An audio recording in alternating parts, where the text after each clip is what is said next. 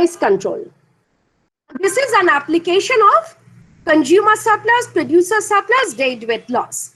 In the beginning, we are keeping in our mind, we are talking about a perfectly competitive market, number one, and number two, we are going for partial equilibrium analysis. So the first assumption is we are talking about a perfectly competitive market. Now, what is perfectly competitive market? When number of buyers and sellers will be numerous, when, the price will be given both to the buyers as well as to the sellers. Transaction cost is very low. All the commodities in a particular market will be homogeneous in nature. Okay. In general, under perfect competition, there will be no government intervention. However, last day, I mentioned that we are relaxing this particular assumption. So the market is otherwise a perfectly competitive market. However, we are relaxing the assumption of there is no government intervention. Okay. In context of both price ceiling and price floor, the first point we should remember, quantity demanded may not be equal to quantity supplied in reality. We know the most efficient solution is the equilibrium solution, where there is no excess demand, no excess supply. That is the solution when the market clears absolutely. That is the most efficient solution. However, in reality, quantity demanded may not be equal to quantity supplied. Government may control prices directly through price control programs. The first issue is government may set a price ceiling at, say, P superscript C, price ceiling, so that the price at which goods are sold may not be higher than PC. The price, should not be higher than this particular level. When the government sets a price floor at PF, P suffix F, the price at which the goods are sold may not fall below PF. Price ceiling will be effective if it is set below the equilibrium price, and alternatively, price floor will be effective if it is set above the equilibrium price. And I hope now you understand why the ceiling price will be effective if it is set below the equilibrium price. Anyone, please tell me why price ceiling will be effective if it is set below the equilibrium price? Anyone? Ma'am, according to the free market mechanism, the price will be set at the equilibrium point, according to the equilibrium point. Now, if the price ceiling is set below the equilibrium point, then the price will be lower than that, then it will be effective. That is, the ceiling is done. The question is, why effective? Yeah, ma'am. Because the aim of the price ceiling is to make the concerned commodity more affordable to the common people. Now, if the price ceiling is lesser than the equilibrium price, then it will make in one sentence. Ma'am, may I try? Yeah. Ma'am, if when a price ceiling is set below the equilibrium price, the quantity demanded will exceed the quantity supplied, and excess demand. I didn't say anything about this quantity. These are the, if the price is set below, this will be like this, Ma'am, the commodity will be more affordable. People who can't afford that will be able to get that commodity. Before that, you need to mention good. However, before that, you need to mention in this particular market, the equilibrium price is too high. And therefore, if we need a price ceiling to be effective, that is, if we need the commodity will be affordable to more consumer, in that case, it should be less than the equilibrium price. Before telling this, you need to add that in this kind of market, If we allow the free market to operate, the equilibrium price will be too high. Okay, so first you tell that, and after that you say, therefore, the selling price will be effective. That is, the commodity will be more affordable, commodity or the service will be more affordable if it is set below the equilibrium. Okay, and next, price floor will be effective if it is set above the equilibrium price. Why? Ma'am, may I? Yes, please. Ma'am, the equilibrium price in this type of market will be too low to Yes. stop the exploitation of the labor, for example. It will be better if the government sets a minimum price so that the exploitation doesn't occur. Okay, good. However, you don't need to mention about the exploitation if you are when you are telling it is effective. Only telling that here, if we allow the market to be operated without any intervention, in this case, the equilibrium price will be too low. So it can be effective if and only if the floor price is above the equilibrium price. Okay. Now, to illustrate the effect of price ceiling, let's consider a That might also decrease the supply, right? I didn't explain the mechanism, isn't it? I just told you No, I what. was just asking that if there is no price floor, then if price becomes too low, then supply might decrease. I'm not going to the demand and supply. The first part is right. If price floor is below a very low price, there is no reason why the government will set a price floor. If price ceiling is above a very high price, there is no reason why the government will intervene. So at this moment, this is sufficient. Then we are telling, what is happening, excess demand or excess supply, whether there will be a deadweight loss. So all these things are coming. Okay. Okay, ma'am. To illustrate the effect, we are considering an otherwise competitive market with n not number of firms all producing output Q naught. So to begin with, in the market for a specific commodity or service, n not number of firms are operating. This n naught may be 80, this n naught may be 50, 40, any number. N naught firms are operating in the market or in the industry. Okay, and all are producing a very small output, Q naught. Okay, all are producing Q naught. All are producing Q naught. Okay.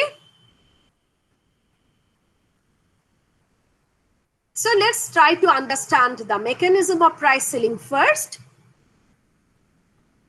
Okay, so we have a demand curve given by DD. So this is the demand curve, DD prime. DD prime is the demand curve, usual negatively sloped market demand curve. And SS prime is the usual positively sloped market supply curve. So we are beginning with these two lines. We are measuring output along the horizontal axis, measuring price along the vertical axis. E is the equilibrium when the market clears. PE is the equilibrium price, and the equilibrium quantity is given by N naught into Q naught. There are N naught number of firms and all are producing say Q naught. So total output is N naught into Q naught. So we are starting with this equilibrium. Next, now we are understanding the price ceiling will be effective if and only if it is below the equilibrium price. Actually, this equilibrium price is very high. And for that matter, the government is coming in the scene and with the help of government intervention, the society has been able to introduce a price ceiling at PC. So PCA is the price level which has been set by the government.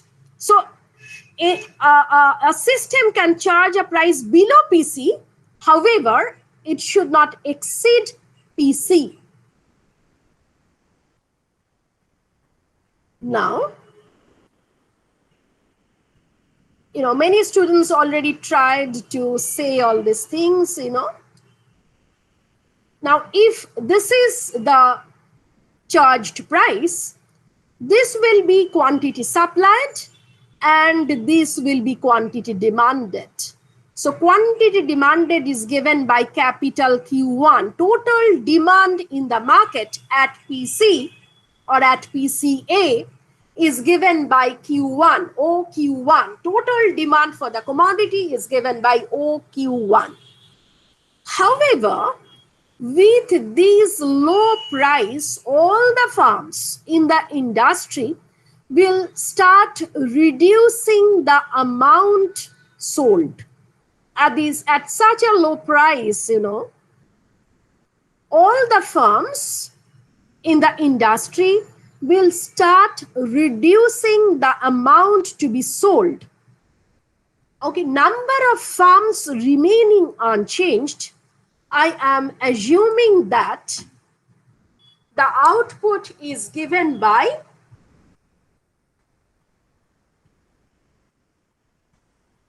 where Q1 is less than Q naught.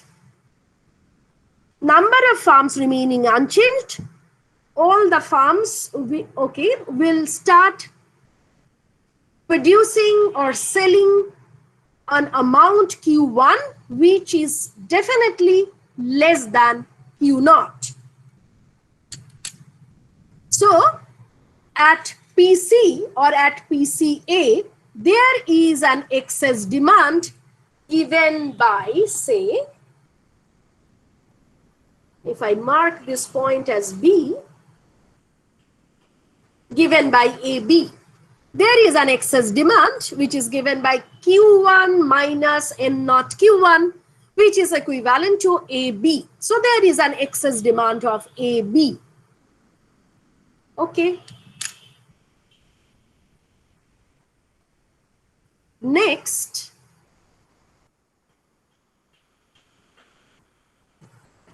I'm extending this output up to the demand curve to understand what is happening to the consumer and producer surplus.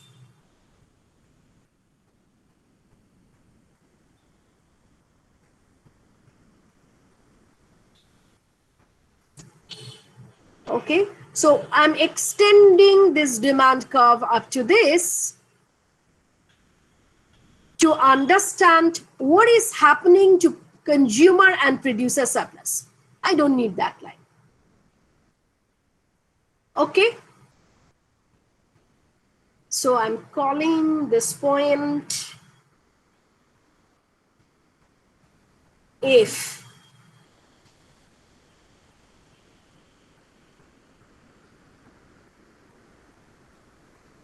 okay, and this point I'm marking as G.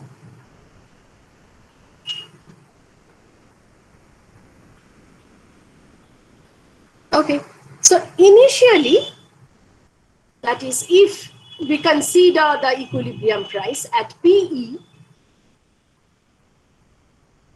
CS, what is the volume of CS? GEPE.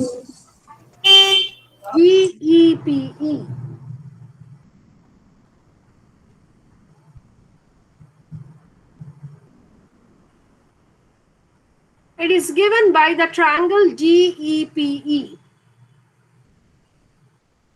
Okay. Now, when price falls to PC,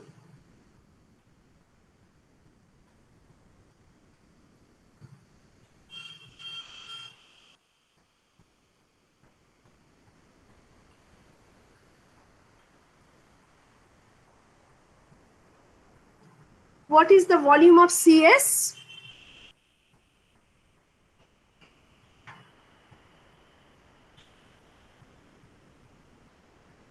Please, any volume of CS? DFBCC. D, bit louder. DFBCC. DAPC. DF, sorry.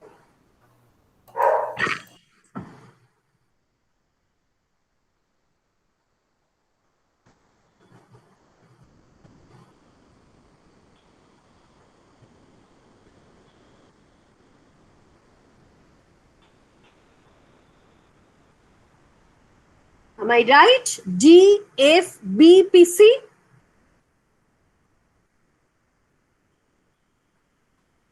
Yes, ma'am. This is the volume of consumer surplus. Okay. So consumers are gaining the rectangle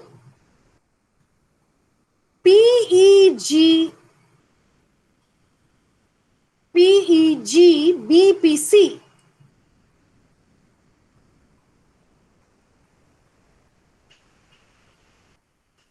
and losing the triangle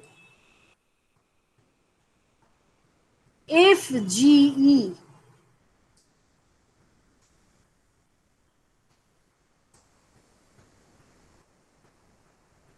Okay, so please note it down. As the price falls to PC, the new volume of consumer surplus is given by DFBPC.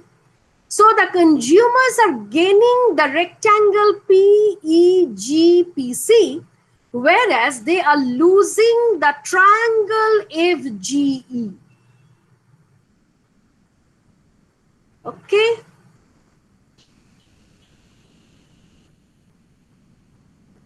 Now, so in case of consumers, at least they are gaining something, gaining some part and losing some part. Okay. So if gain part is greater than the loss part, then there will be some net gain in consumer surplus. So please add that. If the additional gain is greater than that of the loss, the net gain will be positive. The net gain will be positive. So there is a chance that Ma'am, can you please repeat which part they are gaining? they are gaining the rectangle PEPCBG. PEGBPC, Oh, thank you, ma'am. yellow shaded part.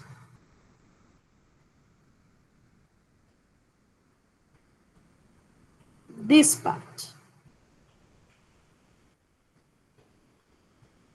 This part. Is it clear now? Yes, ma'am. PEGBPC is the rectangle which they are gaining, and they are losing the triangle FGE, the green shaded part. Yes, This. ma'am. Yeah. Okay. So net gain, please add, net gain will be positive if the area of rectangle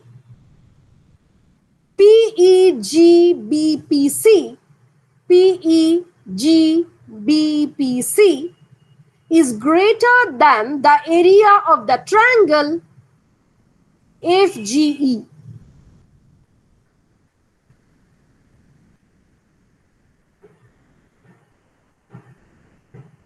So net gain can be positive for the consumers. Addition in the consumer surplus may offset the loss in consumer surplus. In that case, net gain will be positive. Next, we are coming to the end. Why they are gaining, why they are losing, that is also important. Why there will be a loss in the consumer surplus? Intuitively, the interpretation of loss in the consumer surplus, will be because of at the lower price, the total volume of cells will be lesser than that of the equilibrium volume. Therefore, many consumers will not be able to purchase the concerned commodity or the service. Now, when there is equilibrium price, the firms will sell up to N naught Q naught. However, when the price reduces to PC, they will sell only N naught Q1, where Q1 is less than Q naught. So the total volume of cells fall at the lower price PC, and therefore there will be an excess demand for the commodity. The total demand at PC is given by capital Q1. Capital Q1 minus N naught Q1, or AB, is the volume of excess demand. So there is an excess demand at the price PC, which indicates that many consumers cannot purchase the commodity because of lower volume of cells. So for that matter, we are getting this FGE part. As many consumers will be not able to buy it, okay, the volume is less than that of the equilibrium amount. Therefore, there will be a loss in consumer surplus. The next is why there will be some gain part as well in the consumer surplus. Those who are buying the commodity, they are buying it at a very low price. Those who are buying the commodity, they are buying it at a lower price compared to that of the equilibrium price. And hence, there will be some addition to the consumer surplus for the consumers who are buying this commodity. Okay, I'm repeating. After imposition of price ceiling, we are finding that volume of cells is falling to N naught Q1. And for that matter, many consumers will be not able to buy the commodity, so there will be a loss in consumer surplus, which is measured by FGE, triangle FGE. On the other hand, those who are buying the commodities, they are buying it at a lower price compared to that of equilibrium price. Hence, there will be some addition to their consumer surplus, and this is given by the rectangle PEGBPC. Is it clear to all of you? Why gain, why loss? Is it clear? Yes, ma'am. Everyone, others? Yes, ma'am. Yes, ma'am. If you don't understand, if there is anyone who is not understanding the loss and the gain part in the consumer surplus, please ask me. Okay, so there is a possibility of net gain if the rectangle is greater, area of the rectangle is greater than that of the area of the triangle. Okay. Next, Yes, we are. ma'am. Yeah. Is there any question?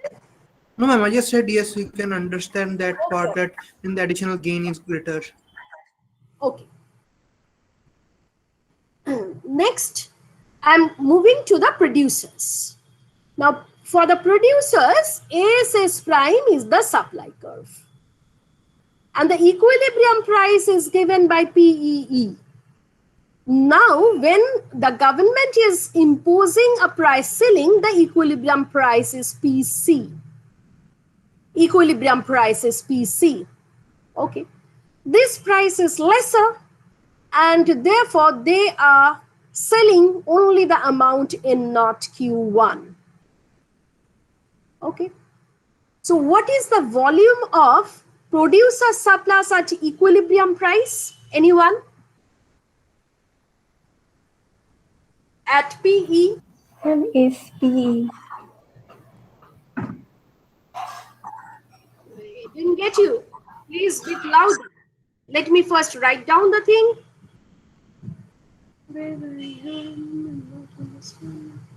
At PE, producer surplus is given by the triangle. Yes, please bit louder. ACP. SEPE. Very good.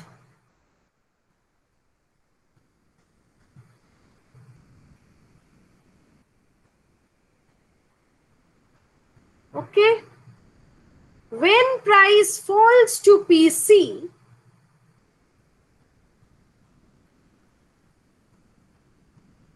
at PC, what is the volume of producer surplus? Ma'am, PCBS. PCBS.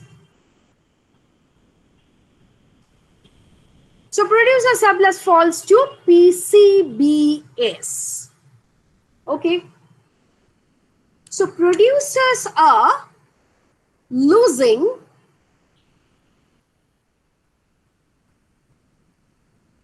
the amount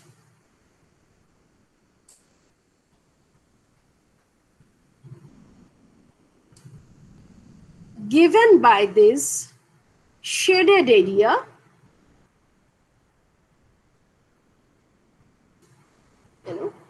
So please note down.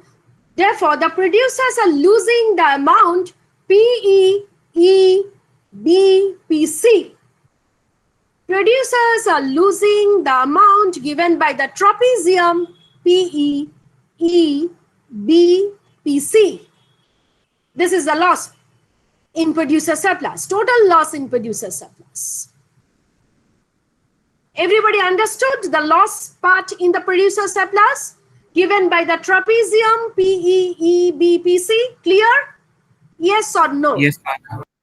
Yes, Yes, ma'am. ma'am. But Manu, can you please explain what you explained before this part? That is, before this producer's losing part. Could not follow it properly. Okay, so this is the things I discussed. At PE, that is at equilibrium price, what is the volume of producer surplus? This entire triangle, that is SEPE, SEPE. SEPE, yes. Now, when we are coming to PC, which is settled after government intervention, producer surplus reduces to PCBS. Producer surplus at PC at the newly charged ceiling price or controlled price, the producer surplus is becoming the triangle PCBS.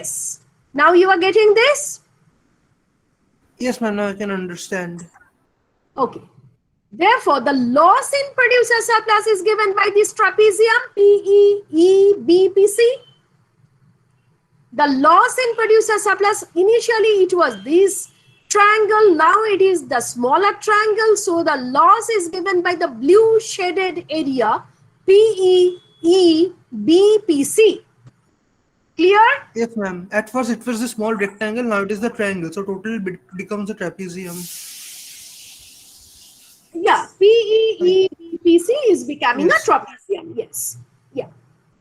Ma'am, Yes. under this situation, the producer will never have gain. They will have loss only, na? They have to lose only. Yes. They do not have any gain part. They are losing by the amount PEBPC. Ma'am, another question. Yes. Ma'am, if this is the case, then what is happening to the area BGE, triangle BGE? PEG. Ma'am, I'm just asking that producer is here losing something and the consumers are gaining. But what is happening in the area B, triangle BGE? PEGE. No, ma'am, he's asking about the triangle BGE. BGE. I'm coming to this. Only I talked about the total loss. So you could note down the total loss. Yes, Yes. ma'am. Okay, ma'am. Total loss you marked. That is given by PEEBPC. Is it clear? Yes, ma'am, that one is clear. Okay. So among this total loss of the producers, PEBPC, are part PEGBPC is going to the consumers as the consumer surplus. In this total loss, this part, this part, which we marked earlier as the gain of consumer surplus. So now I am marking this rectangle once again. So from the total loss given by PEEBPC, a part PEGBPC is going to the consumers in form of consumer surplus. However, GEB will be neither enjoyed by the producer nor it will be enjoyed by the consumers. It's a deadweight loss. Yeah, so this is the part of the deadweight loss. And another part is FGE. Okay, so one by one I am coming to this.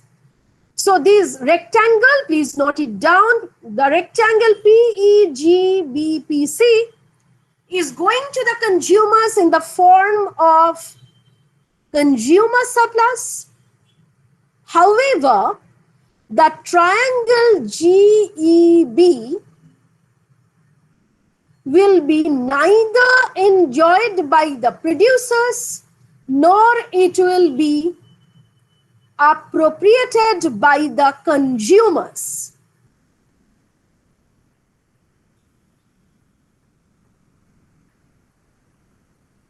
Next, this loss in producer surplus is occurring.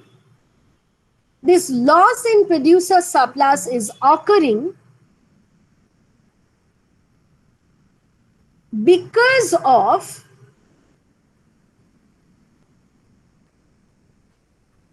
lower price of the commodity. Because of the lower price of the commodity compared to the equilibrium price. That is, GEB occurs, the triangle GEB will occur because of the lower price of the commodity.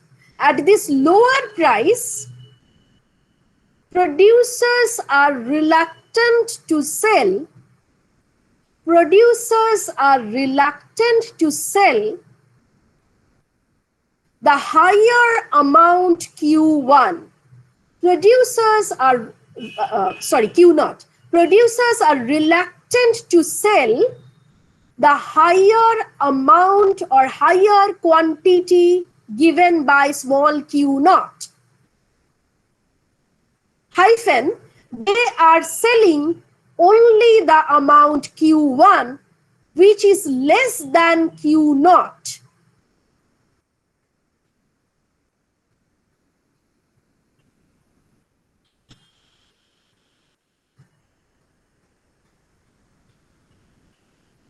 This is a loss in efficiency in the sense that total available resources will not be fully employed. Total available resources will not be fully, or you can write optimally, employed.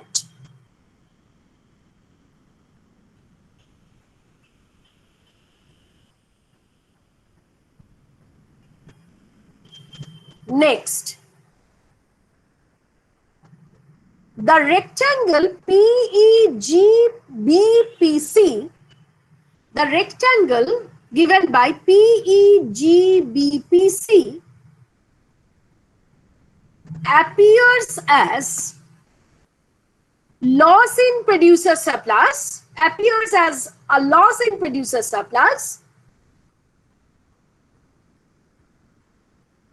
because those who are selling the commodity, because of, just write down, because of lower price of the commodity, because of the lower price of the commodity, because of the lower price of the commodity.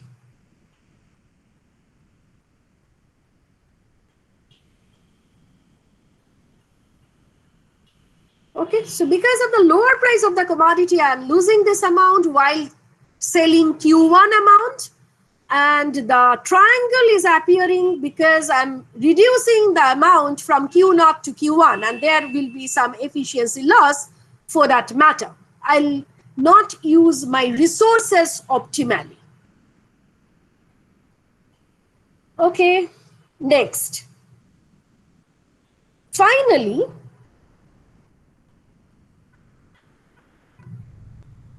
the sum total of FGE, the sum total of FGE and EGB, sum total of FGE and EGB, or you can write EFG and EGB.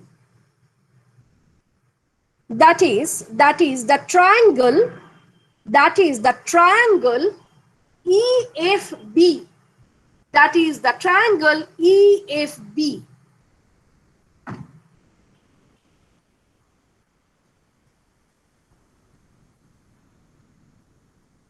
Appears as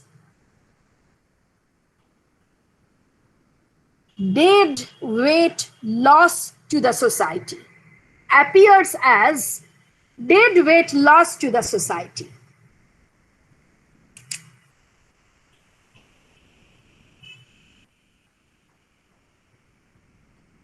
Okay, got it? Any question? So let's check the points once again from the slides.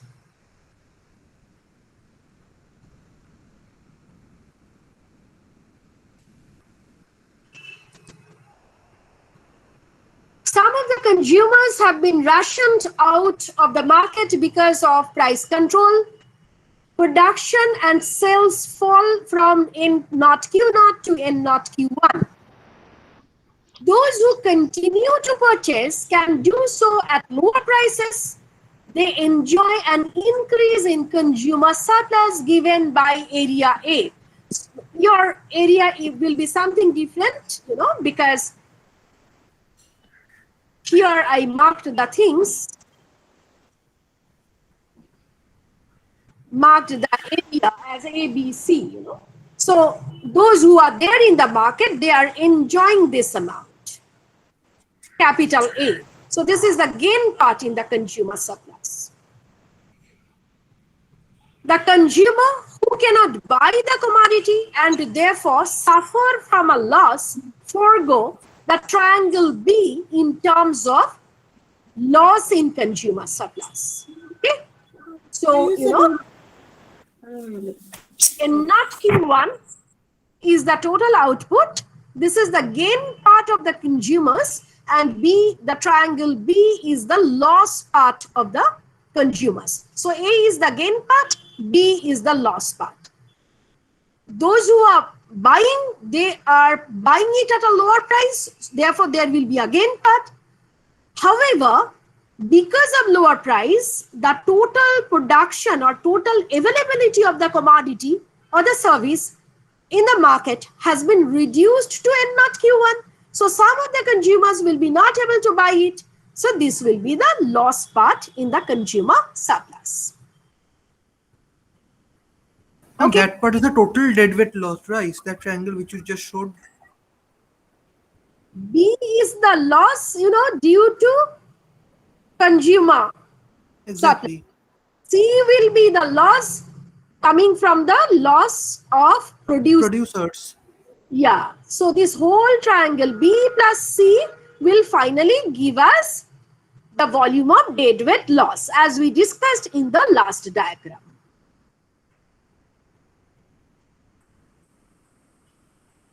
The net change in consumer surplus is given by A minus B. In the diagram, since A greater than B, in this diagram, since, looking at the diagram, it is very clear the area A is greater than that of B, net change is positive. Okay. Those producers who are still in the market and producing in not Q1 are now receiving a lower price. So loss in producer surplus is given by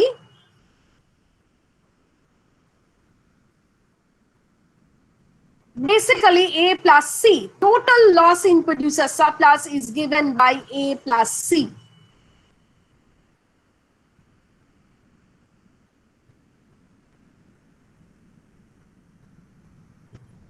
Total production has also dropped.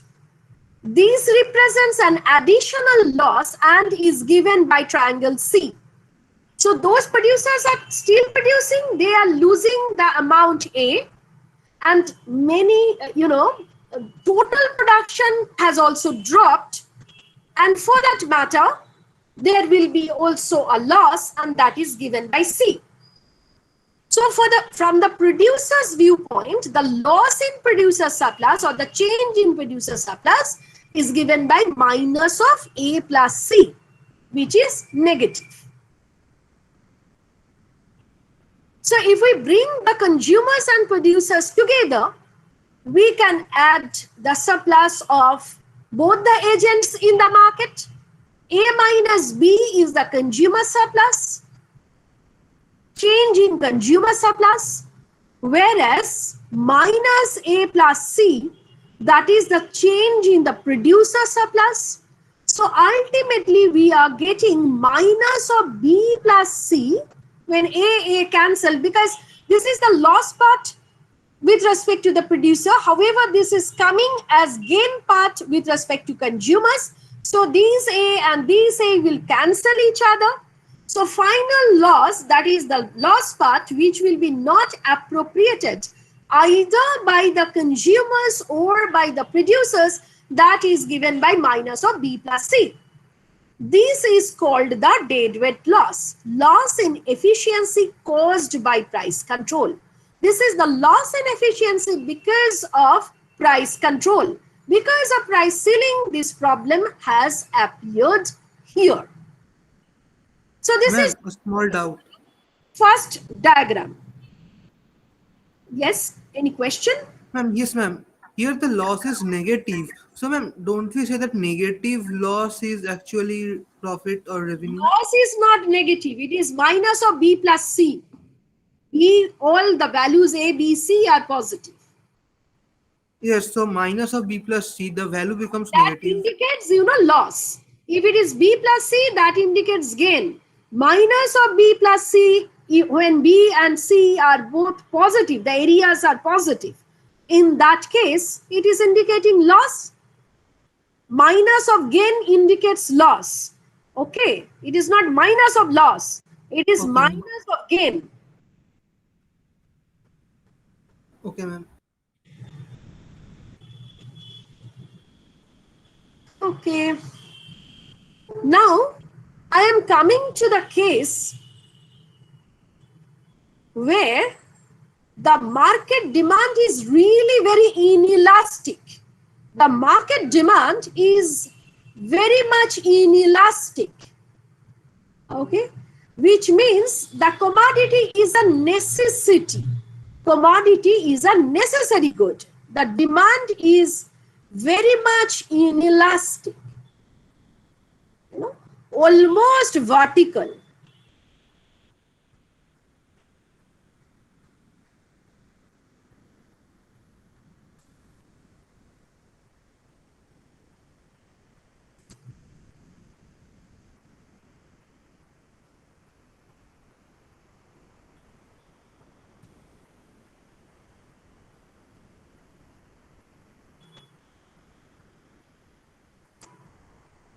So demand curve is almost vertical, and this is the supply curve. Supply elasticity is, not that steep, or, supply is not inelastic. Supply is normal. Now, in that case, this is the equilibrium price.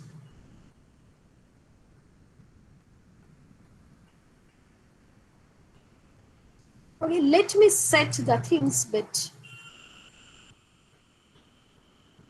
Otherwise, total areas will be very small.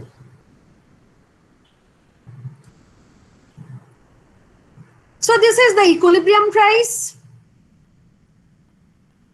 I'm introducing a demand curve which is very, very inelastic, indicating that the commodity is a necessity.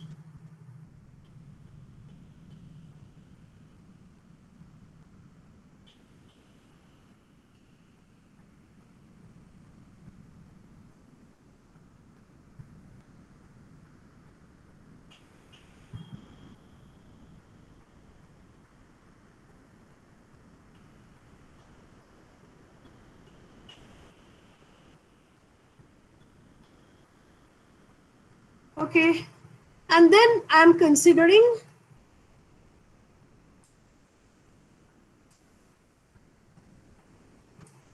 a price ceiling here. This is the ceiling price.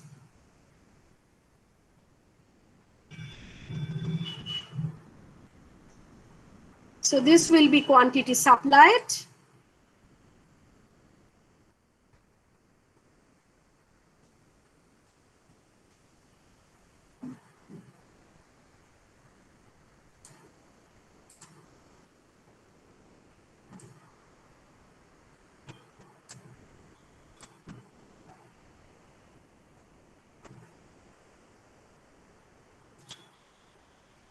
If I want to mark the excess demand,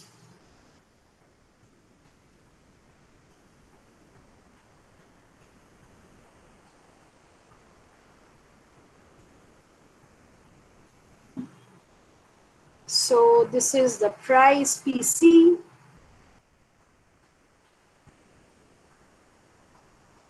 This is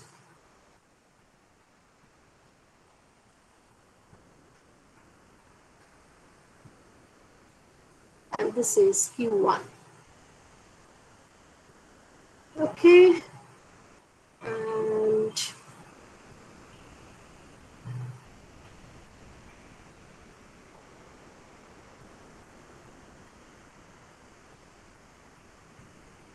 so A, B, and F. So if I consider this diagram, so what we are finding that if the demand is very much inelastic, in that case, the loss part in the consumer surplus given by the triangle AFE will be always greater than the area of the rectangle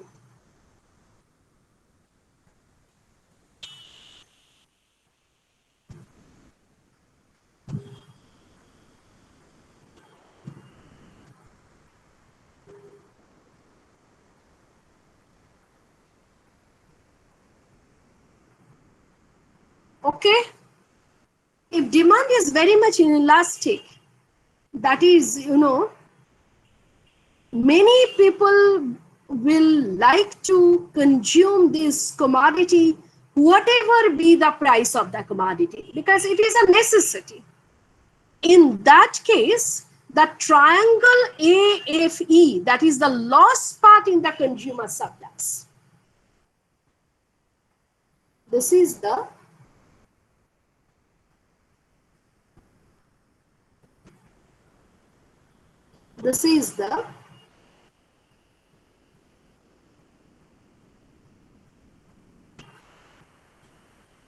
gain part in the consumer surplus.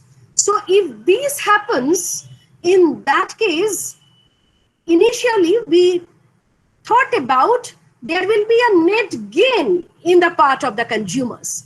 Now here, if the area of the triangle is greater than that of the area of the rectangle, because of inelastic demand curve, in that case, there will be again a loss from the consumer's part as well, in the consumer's part as well. Initially, producers, are losing out of these price ceiling mechanism. There was no gain part. Now I am telling that for the consumers, though there is a gain part, this gain part will be lesser than that of the loss part. So if this happens, in that case, consumers are also losing. So both the producers as well as the consumers are losing in this case. Okay.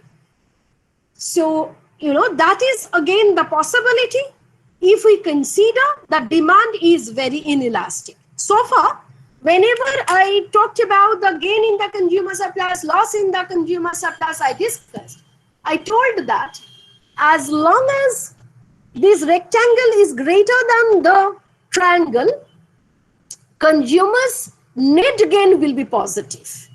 Now I am telling that if the demand for a commodity or the service is very much inelastic, then again for the consumer's part there will be net loss. Okay, so this is the idea. So if demand is very much inelastic, in that case, both the consumers and the producers will lose, and thereby the volume of deadweight loss will increase. Okay, so now I'm coming to this part. If demand is inelastic, price control may result in loss of consumer surplus as well. So here, I'm considering a case when this area will be greater than this. In this case, the consumers value the good highly. So those who are rationed out suffer a large loss. Excess demand generated from price control sometimes, so this is the case. Consumers value the good highly. In other words, the commodity is a necessity to the consumer. So those who are rationed out suffer a large loss. Okay. So if the demand is very much inelastic, then there is a possibility that net gain will be also negative for the consumers. Okay, in that case, the volume of deadweight loss will be even higher compared to the general case when there is a possibility that consumers will gain something out of the price control. Any question on this inelastic part, or the diagram we have considered here? Any question? Okay, so I hope you got the idea.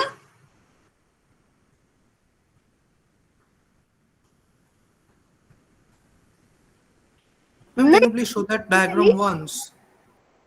Later I'll show you.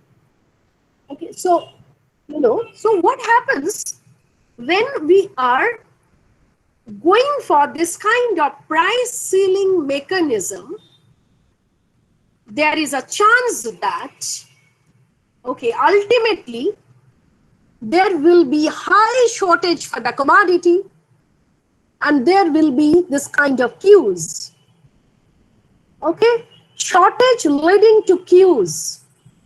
Or it may happen, shortage will result in hoarding of the commodity, resulting in black market.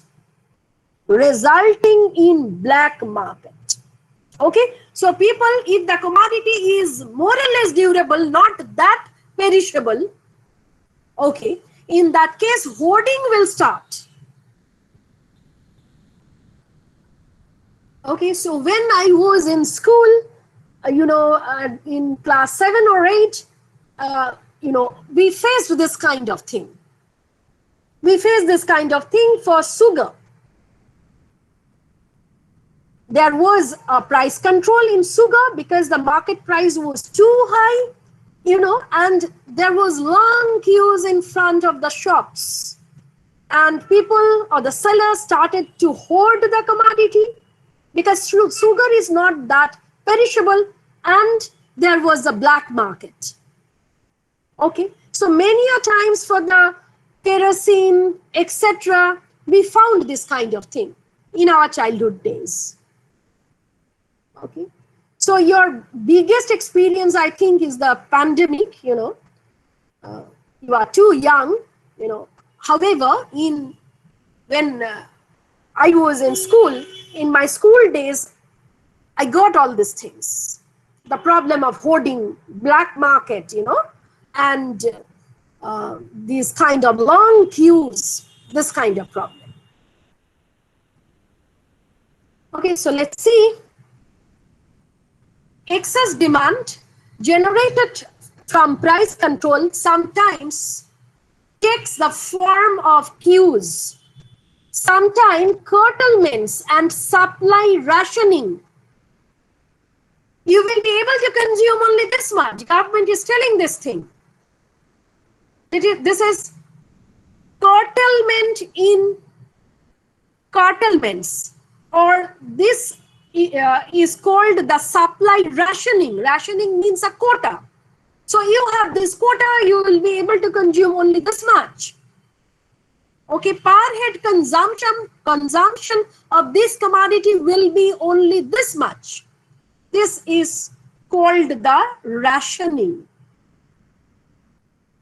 Okay, the biggest crisis, the world faced in 1970s, as with the natural gas price controls and the resulting gas shortage of the mid 1970s, when we Gulf War.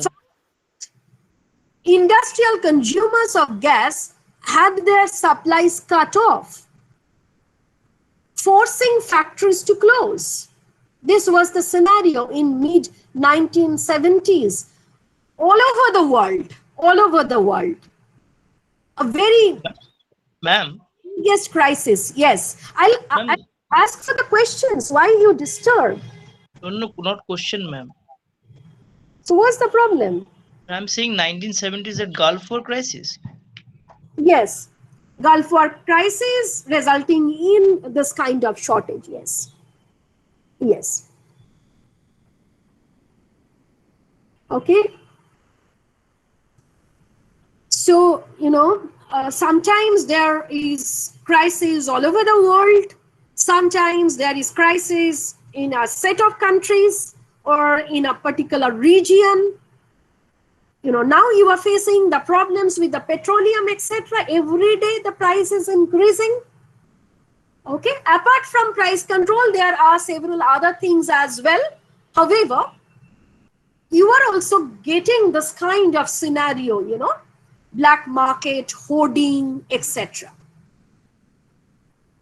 Sometimes it spills over to other markets where it artificially increases demand. Okay, since I'm not getting this particular commodity, so the entire demand will be shifted to the substitute or the close substitute. Natural gas price controls caused potential buyers of gas to use oil instead. Okay, so artificially there was a huge demand in the oil market. So these things happen. So finally, two interesting features of this price control. Number one, shortage appears and become greater the longer the controls are in effect. Shortage appears, we are finding that there is excess demand, and become greater the longer the controls are in effect. In the diagram of the partial equilibrium, I didn't incorporate any dynamic part. That is, what is happening over time, that I didn't incorporate. However, the feature which will appear if we consider a longer period that this excess demand is increasing. So in a dynamic economy, part of this is because of shift in demand from population and income growth. Income of the population over time, that is increasing, size of the population, that is increasing. So size of the population, income, everything increasing over time. So for that matter, continuously there will be some addition in the demand. So if this shortage, or if the system is continued for a longer period, in that case, there will be some addition to the excess demand. Okay. However, a big part of the explanation also has to do with dwindling supply. Okay. So when there is a price control, always there will be some disincentive, and always the firms will continue to produce less, will never use their optimum capacity. Number one. Number two, if I consider the dynamic system, number of farms, that will also fall. So there will be some exodus of farms as well. We are talking about a competitive system. So if I consider first period, second period, third period, so there is a chance that the supply curve will also shift to the backward direction. So there is a chance that demand curve is shifting to the forward direction over time, and there is a chance that the supply curve is shifting to the backward direction. So, there is a possibility that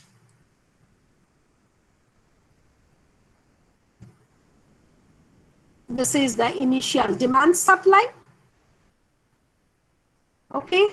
So there is a possibility that demand curve is shifting. Sorry. There is a possibility that the demand curve is shifting to this direction because of growth in population, because of growth in income. On the other hand, there is a chance that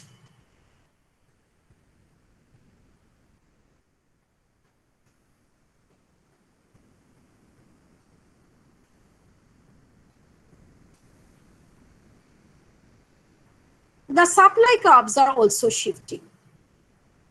Okay, so all these problems are there if I consider a dynamic system. Okay, and this supply curve will shift, because at a lower price, everybody will have some disincentive to sell further, produce further, and they will, the supply curve, therefore, will shift to the backward direction. There will be some exodus of the firm. Some of the firms will leave the business, will shift to other business. So all these things may happen. The second interesting feature is the longer the controls are in effect, the greater will be the rise in price needed. Okay, so if we consider a longer period in that case, and if we continue the same control price or controlled price at the same level, in that case, we need, greater hike in the price to establish a situation which will be at least close to the equilibrium.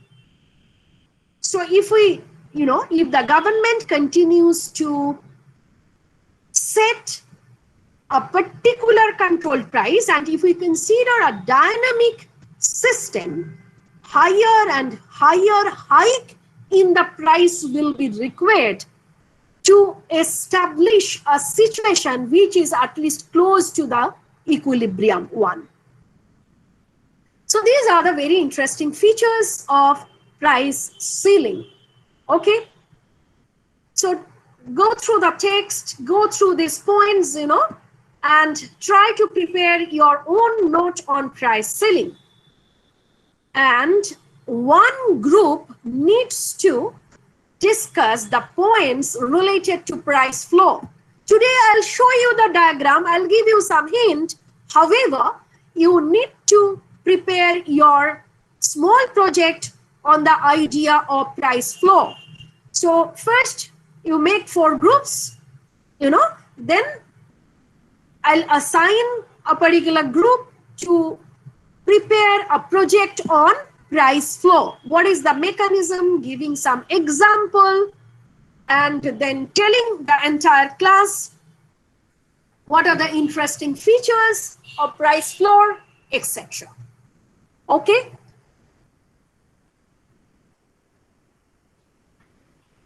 Okay, so this kind of diagram you will get from your book, effects of gasoline price ceiling. So please prepare your own notes based on the text as well as Which book is this? would you please repeat? I was asking which book is this, which you are teaching from? The picture you just showed. I told you this common part, generally I'll speak from Stiglitz and Walsh. Okay?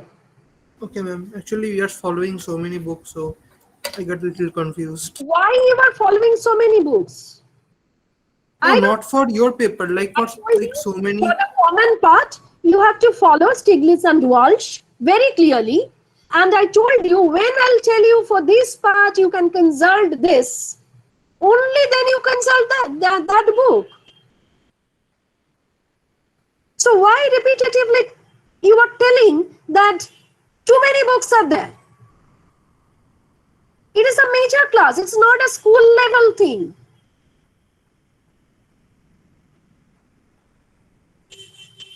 I'm telling you continuously for this general part, follow Stiglitz and Walsh. Whenever needed, I'll tell you, consider this part from this book and you follow that. So if you don't understand the things, so what you will do in future, that I'm not understanding. Again, I am repeating, for the general discussion, I am following a general principles book. So follow Stiglitz and Walsh for this. Whenever it is needed, for example, when I discussed the elasticity, I gave you some examples, you solved several exercises in the class. However, if you need to practice more, and for that I told you Henderson and Quant or Chiang, whatever book you have, practice problems from that book. Okay, so from where you got too many references, that I am not understanding.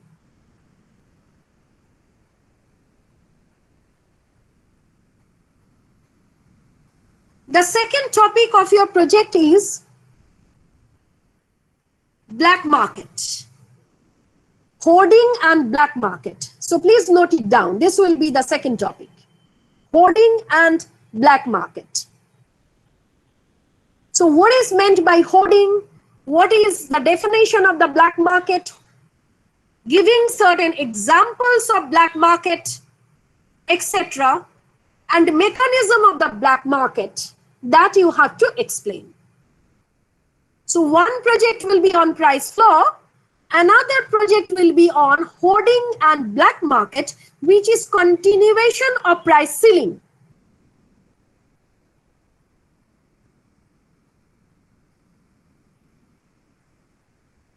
So now I'm giving you an example, or sorry, I'll tell you about the mechanism of price flow.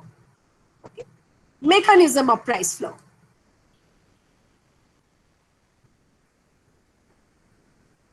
So let's come to this. Okay, let's come to this. This is the demand curve, usual demand curve we are considering, usual supply curve we are considering, and now you know the price floor will be effective if it is above the equilibrium price. So I am consider a price level PFA, which is above the equilibrium price. PFA which is above the equilibrium price. Last day also we discussed in general, if the price is above the equilibrium price, what will be the changes in consumer surplus, what will be the changes in producer surplus, and what will be the volume of deadweight loss. However, I am repeating the points once again today. So those who will prepare the project on price flow, first you have to define what is meant by price flow. You need to give some example, or you can present a case study, okay, where there was price flow, and with the help of that case study, you can tell us the mechanism of price flow. Okay, now if the price artificially or with the help of some intervention we set at PCA, in that case, the quantity supplied will be changed from the equilibrium quantity up to the blue one. Okay, so there will be a reduction in quantity. So next, we have to mark the consumer surplus, change in consumer surplus, producer surplus, etc. Initially, the consumer surplus is given by the triangle DEPE. DEPE is the consumer surplus at equilibrium price. Okay. Now, if price changes to PEA, the consumer surplus will reduce to the triangle DPFA. So the loss in consumer surplus is given by this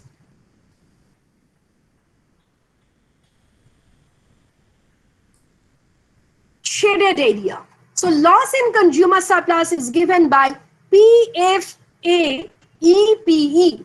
Loss in consumer surplus is given by PFA EPE. This trapezium is telling about loss in consumer surplus, total loss in consumer surplus. I am marking this point by B.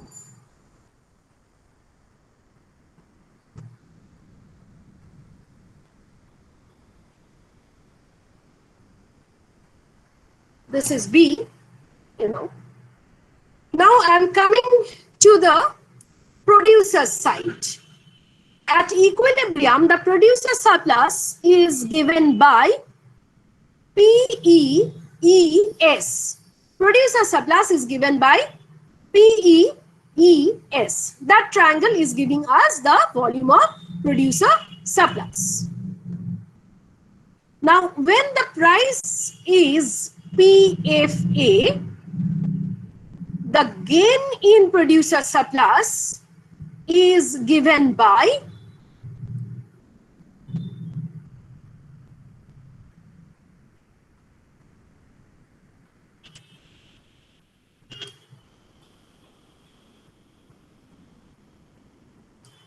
this rectangle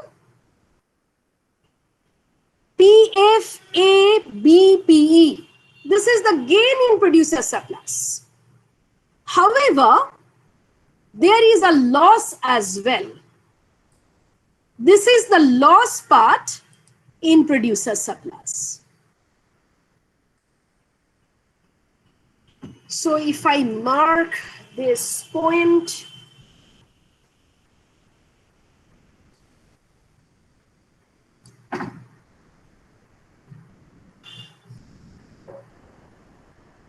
this point by G,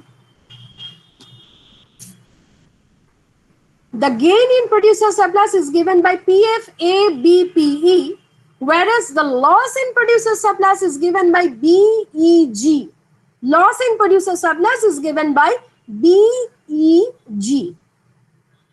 Okay.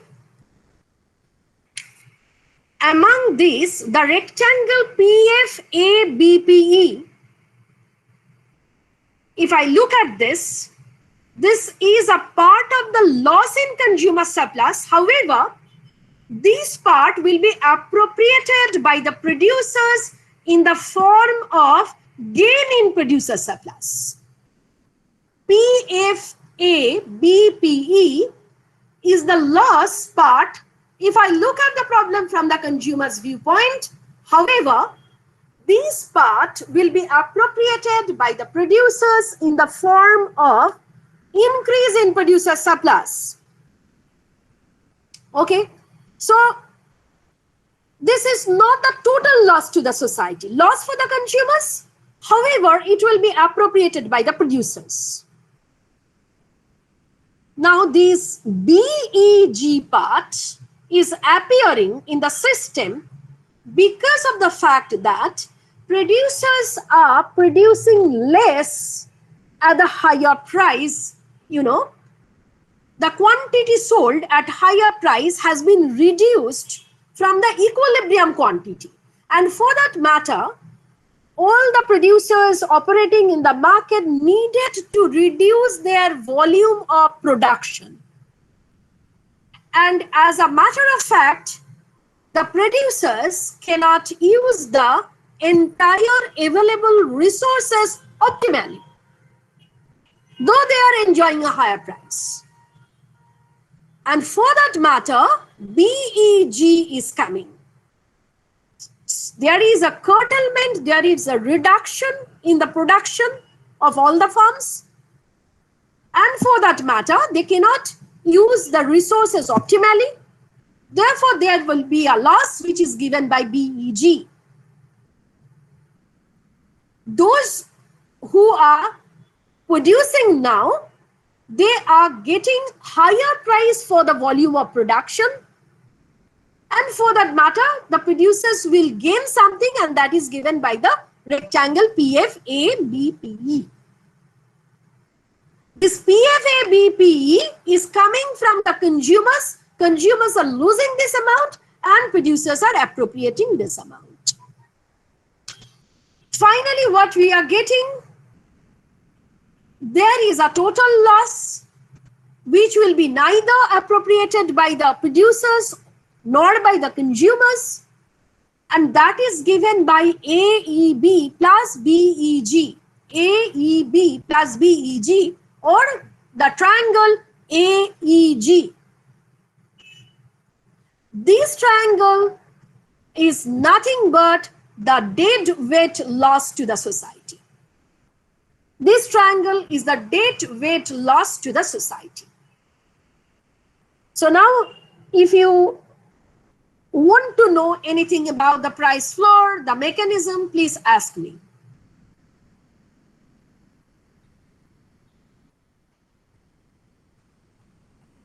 Is it understandable clearly?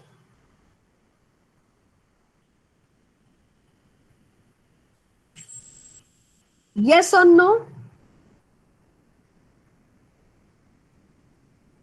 Yes, ma'am. Yes, ma'am. Okay, good. Yes. So those who will prepare a project, they need this kind of partial equilibrium analysis considering a perfectly competitive market, and rest of the things you will do, and we will listen to you. In your book, any text, you will get this kind of example, and this is with respect to the minimum wage price flow.